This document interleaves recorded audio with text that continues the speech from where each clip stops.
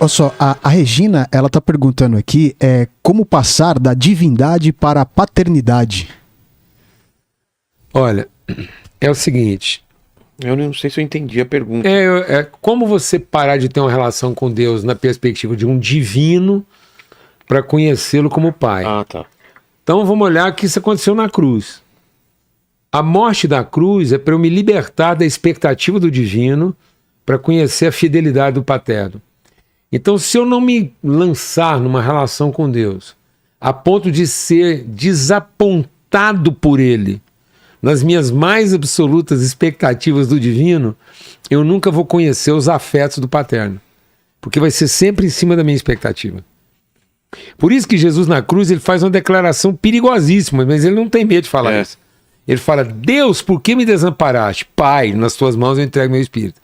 Então eu só vou passar do divino para o paterno se eu for totalmente e seguramente desapontado das expectativas que eu tinha do divino. Porque o divino, ele está correto, mas ele é a minha infância. Ele é divino enquanto eu sou infantil. Então como é que essa transição aconteceu na vida de Isaac? Abraão levou ele para o altar para sacrificá-lo. Então aquela possibilidade de ser sacrificado era o desapontamento do divino para de lá descer um homem que conhecia o paterno. Então, se eu não quiser correr o risco de ser desapontado por todas as expectativas que eu já tive do divino, eu nunca vou penetrar no conhecimento daquilo que é o meu paterno. Então é isso aí. O Evangelho de Cristo não é para que você tenha suas expectativas atendidas, Regina. É para que você possa, de maneira segura, ser desapontada de todas elas, para que você possa conhecer o seu eterno e não continuar sendo alimentada pelas suas expectativas de futuro. Entendi. Fala, Aline. Tem uma outra pergunta aqui. Fala o seguinte: você fala que a prostituta é irmã antes de se converter. Aí tá pedindo a pessoa a pessoa não se identificou, mas tá pedindo para você falar mais sobre isso. A prostituta é irmã antes de se converter. É porque às vezes as pessoas só tratam a prostituta como irmã depois que ela se converte ao dogma. E Jesus nunca fez isso, né? Então, a prostituição é o que ela está, mas não é o que define quem ela é. É uma fotografia. Pronto, é um instante. É um recorte. Exato. Tá vendo? É um recorte temporal do seu eterno. Então eu preciso devolvê-la a sua percepção de eterno. Senão ela pode até achar ela mesma que ela foi predestinada a ser uma prostituta. E que aquilo define ela. Pronto, não.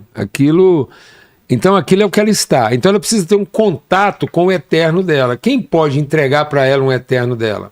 Um irmão. Então, eu não tenho que esperar que ela se converta para que eu me torne irmão dela, porque senão a fé dela vem essa minha. Mas eu tenho que entregar para ela a fé de que ela é uma irmã, para que ela se liberte da ideia de que ela é uma prostituta. Senão, sem perceber, eu estou investindo na prostituição dela, porque agora ela vai se converter para ser aceita. Mas isso ela fez a vida inteira sendo prostituta. É uma troca, né? É uma troca, eu só mudei a moeda. Em vez de dinheiro, a aceitação, né? A fé, a aceitação, é fazer parte do grupo, entendeu?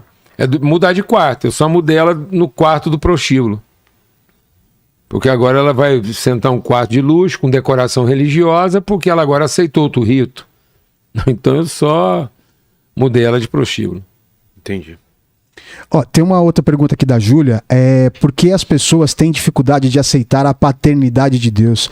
E aí eu queria completar, porque eu vi um trecho de um bate-papo que você fez na internet, falando que a igreja hoje, a situação da igreja hoje no Brasil, no modo geral, que a igreja ela tá órfã de pai, né? Queria que o senhor explicasse isso. O que significa estar órfã de pai? Porque é o seguinte, Paulo escrevendo aos Efésios, ele diz: enquanto eu era filho da escrava, em nada eu era diferente de uma criança.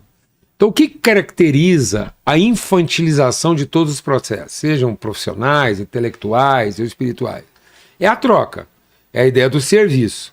Então enquanto eu estou fazendo alguma coisa para ser reconhecido ou aceito ou para atender uma necessidade, então eu não tenho consciência da natureza da relação.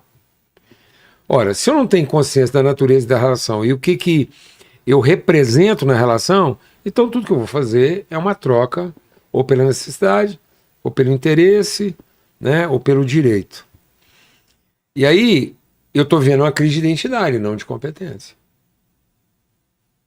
Então as pessoas não têm crise de competência, elas têm crise de identidade, e aí elas usam mal suas competências.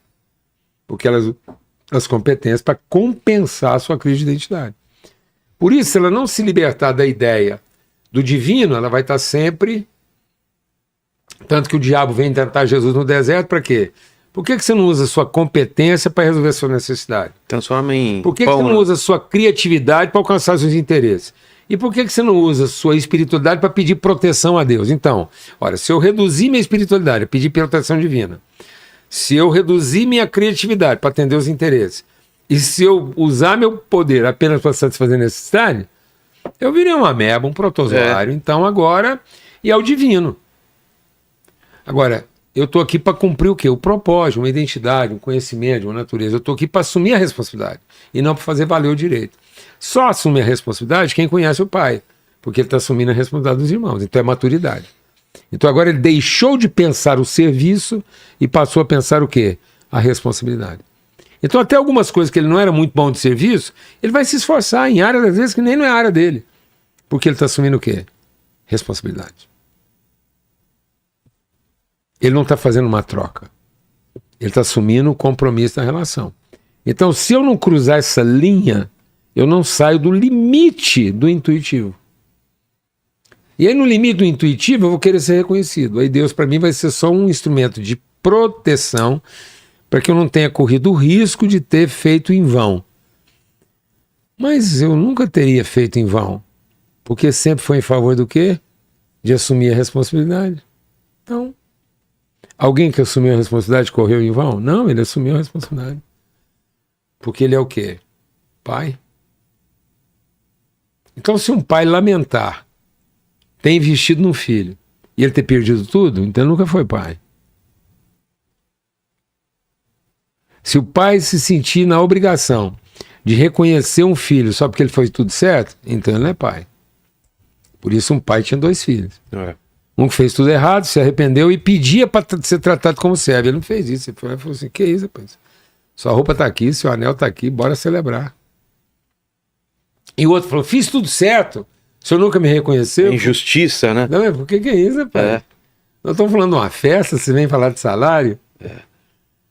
Aí pro outro, fala, nós vamos falar de umas festas, você vai falar de punição? Qual é a alegria de um pai, Vilana? É comer? É pagar salário? É ser reconhecido? Não. É ser o último a comer. Só porque a alegria dele é ver os filhos reunidos. Não é um relatório de um serviço bem feito. Não é um direito reconhecido. Tá vendo? Então, se eu não sair desse limite, eu vou estar sempre infantilizado no ambiente da escravidão. Então, enquanto criança, em nada eu serei diferente de um escravo. Porque eu vou estar trabalhando no limite da necessidade, o limite do interesse ou o limite da proteção. Perfeito. Tem um vídeo seu também sobre a diferença entre emprego e trabalho. Isso é em relação à carreira, a propósito. Tudo isso nós estamos falando. O que é serviço? Comprar Serviço. Comida. É. O que é serviço? Conquistar o interesse. O que é serviço? Se sentir protegido. O que é trabalho? Assumir uma responsabilidade, cumprir um propósito. O pão comprado é tanto para repartir quanto para comer, tanto para comer quanto para repartir. O esforço não é para ser reconhecido na sua competência. O esforço é para que todos compartilhem e comunguem virtude.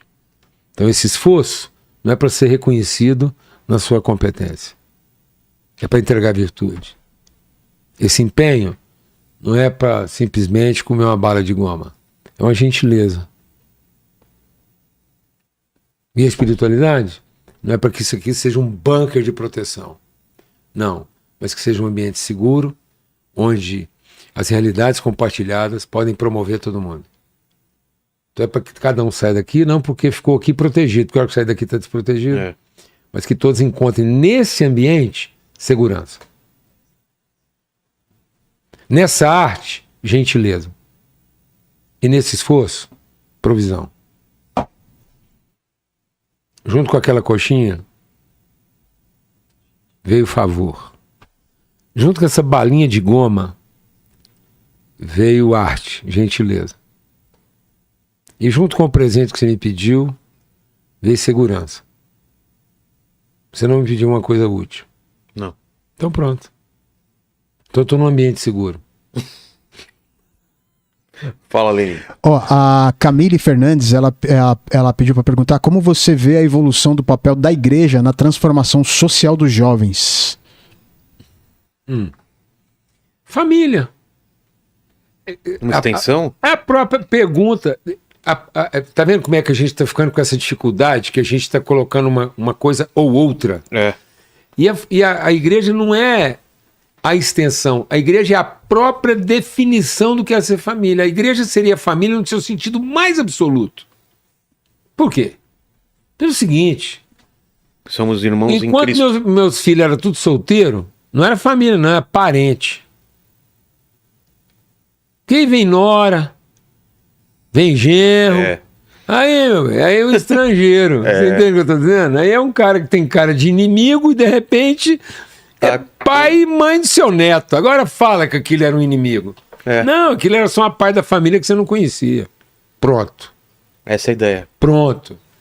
Então, tudo que Deus fez não foi para ser reconhecido nos seus poderes de Deus, mas era para ser conhecido como pai de família. Então, tudo que Deus estava fazendo era para formar uma família e não para definir uma devoção. Então, não era uma divindade que estava criando tudo. Era o pai usando o seu poder divino em favor da sua vontade paterna. Então, sempre foi família. Então, família, a igreja não é uma extensão da família, é a própria natureza do que é ser família. Porque está lá o estrangeiro, o que deu errado, o que ainda está confuso. Senta aí todo mundo e a gente vai conversando até que a gente se conheça e esse conhecimento ajude um ao outro a saber melhor de si e a encontrar o seu verdadeiro propósito. Pronto. É família. Nós somos a família de Deus. Porque Ele é Pai. Então não era um Deus querendo ser reconhecido como... Não é um Deus querendo ser reconhecido na sua divindade. Era um Pai usando todos os seus poderes divinos para ser conhecido na sua paternidade. Então era de conhecimento e não de reconhecimento.